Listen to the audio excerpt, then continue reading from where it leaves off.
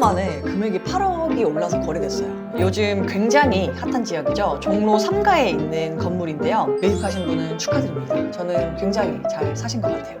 이 금액대에 이 정도 컨디션 나오는 건물이 정말 희소하거든요. 갑자기 아뜰리에 길 찾는 분들이 확 늘었습니다. 안녕하세요, 빌딩 예설입니다. 오늘은 최근 매각 사례를 통해서 요즘 빌딩 시장이 어떤 흐름으로 움직이고 있는지, 그리고 어떤 조건의 건물들이 실제로 이제 거래가 되고 있는지 한번 이야기해 보려고 합니다. 이번 영상에서는 최근 매수 수요와 문의가 가장 많은 30억에서 50억대 구간을 중심으로 준비했고요. 단순히 이제 팔렸다는 정보가 아니라 왜 이 건물이 거래가 됐는지, 어떤 포인트에서 매수자에게 와닿았는지 제 개인적인 의견도 함께 담을 예정입니다. 실제로 매수를 좀 고민하고 계신 분들이나 요즘 시장 분위기가 궁금하신 분들께 참고가 될 만한 내용 위주로 정리했으니까요. 끝까지 편하게 봐주시면 감사하겠습니다. 네, 첫 번째 사례입니다. 요즘 굉장히 핫한 지역이죠. 종로 3가에 있는 건물인데요. 위치는 이제 야장으로 유명한 포차거리의 아래쪽 라인, 여기가 이제 송해길이라고 불리는데 이 송해길 라인에 위치한 건물입니다. 금액은 34억 9천에 거래가 됐고요. 이게 30억대라 좀 볼륨감도 좋고 만실에다가 수익률도 3.9%예요. 저도 이 건물 고객분들한테 브리핑 정말 많이 했었는데, 근데 대체로 좀 평당가가 다소 높은 것 같다는 반응이 좀 지배적이었어요. 지금 빌딩 시장에서는 좀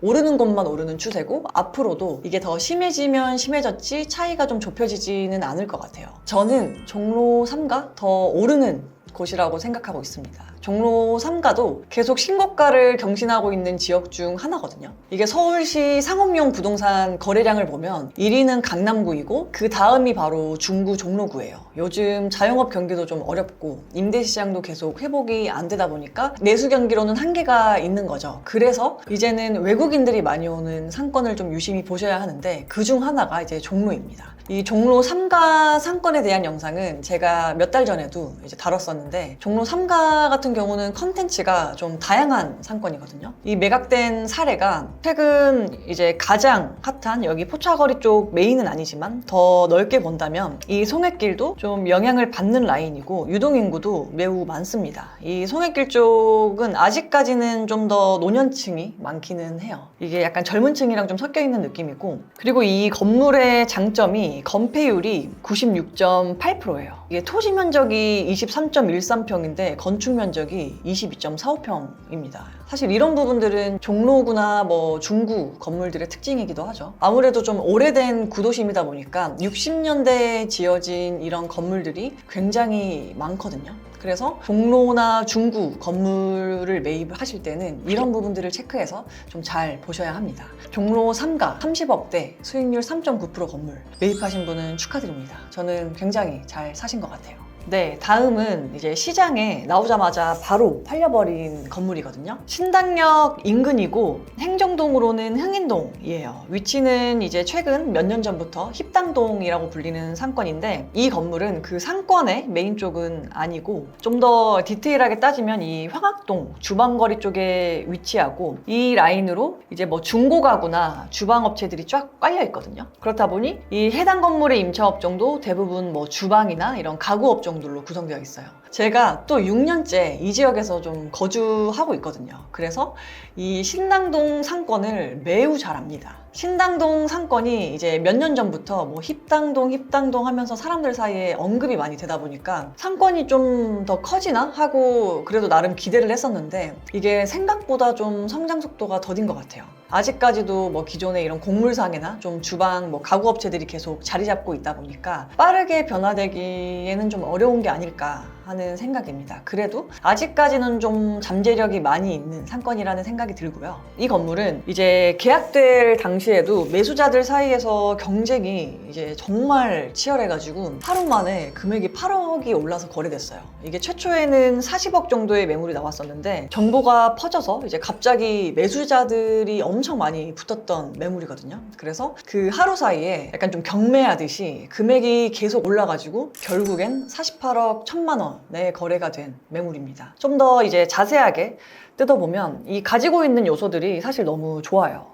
이 평당 6,000대 건물 2019년도쯤에 증축 대수선 해가지고 지금은 이제 7층 규모의 건물이고 승강기도 한 대 있거든요. 건물 내외관도 되게 깔끔하게 유지가 되고 있고, 현재는 이제 상부층이 공실이지만 만실 시에는 이제 임대 수익률이 보수적으로 잡아도 6% 넘게 예상되는 그런 건물이었어요. 그리고 또 이렇게 10m 도로를 접하고 있어서 도로의 컨디션도 좋고 대로변에서 접근하기도 용이합니다. 아무래도 좀 주방거리에 위치하다 보니까 실제 분위기는 좀 그런 느낌이 나긴 하지만, 저는 아무래도 이제 이쪽에서 거주하다 보니까 되게 자주 다니거든요. 이렇게 힙한 업종들이 조금씩 들어오면서 좀 미세하게 바뀌는 게 저는 보입니다. 좀 시간은 걸리겠지만 이렇게 임대 수익도 좀 잘 받쳐주는 건물이고, 2호선과 6호선이 이렇게 지나는 신당역, 서울 중심부 상업지잖아요. 그래서 투자성으로도 괜찮았던 건물인 것 같아요. 이런 건물들은 시장에 나오면 쥐도새도 모르게 바로 팔려버립니다. 참고하시면 좋을 것 같아요.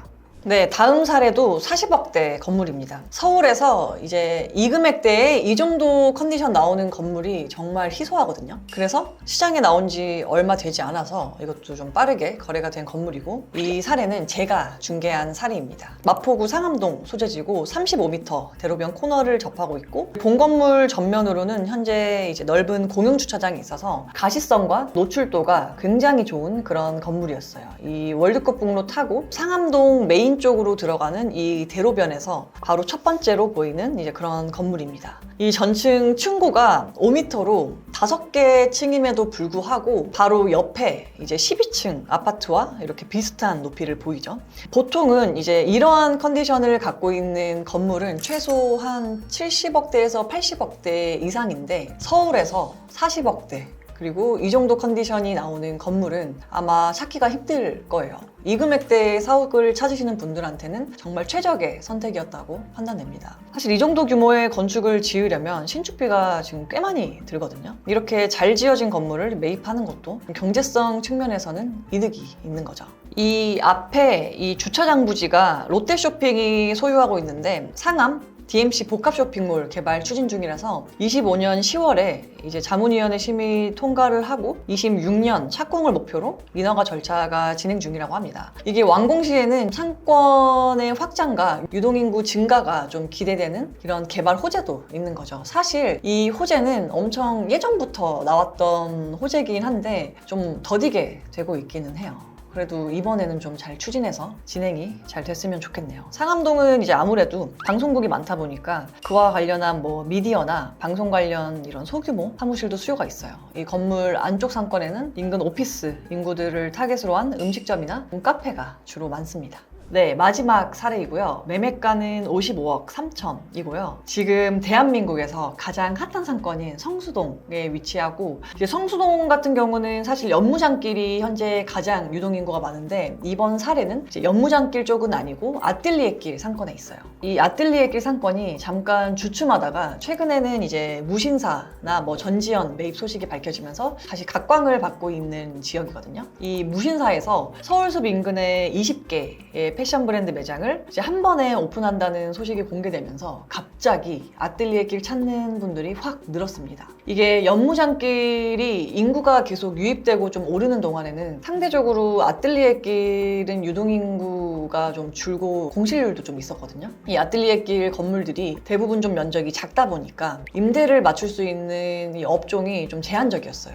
특히 이제 쇼핑 관련 컨텐츠가 부족했는데, 성수동의 이런 높은 임대료 때문에 오프라인 매장을 내기 어려워했던 이런 소규모 디자이너 브랜드들에게 기회를 제공하기 위해서 무신사가 100억을 투자해가지고 저렴한 가격에 빌려준다고 합니다. 그래서 이쪽을 이제 패션 특화거리로 조성할 계획이라고 하고, 이미 연무장길에 좀 이런 미친 상승세를 봤기 때문에 다시 아뜰리에길도 좀 눈여겨보지 않을까 싶어요. 매각된 이 건물의 위치는 무신사 프로젝트의 메인 쪽은 아니지만 이 같은 아뜰리에길 상권이다 보니까 좀 영향을 받아서 거래가 된 것 같아요. 이 매물은 토지 면적은 41평, 연면적은 63평이었고 현재는 투타임즈유라는 브랜드가 이제 플래그십 스토어로 운영을 하고 있습니다. 그래서 55억 3천 기준으로도 임대 수익률이 3.67% 였고요. 이 매물 같은 경우는 시장에 나온 지는 꽤 오래됐었는데 인근 아뜰리에 길의 공실률 때문에 계속 안 팔리다가 무신사 프로젝트가 공개되고 바로 거래가 된 케이스입니다. 지금 아뜰리에 길 찾는 매수자들이 계속 늘고 있는데 발빠르게 선점하신 게 아닌가 싶습니다.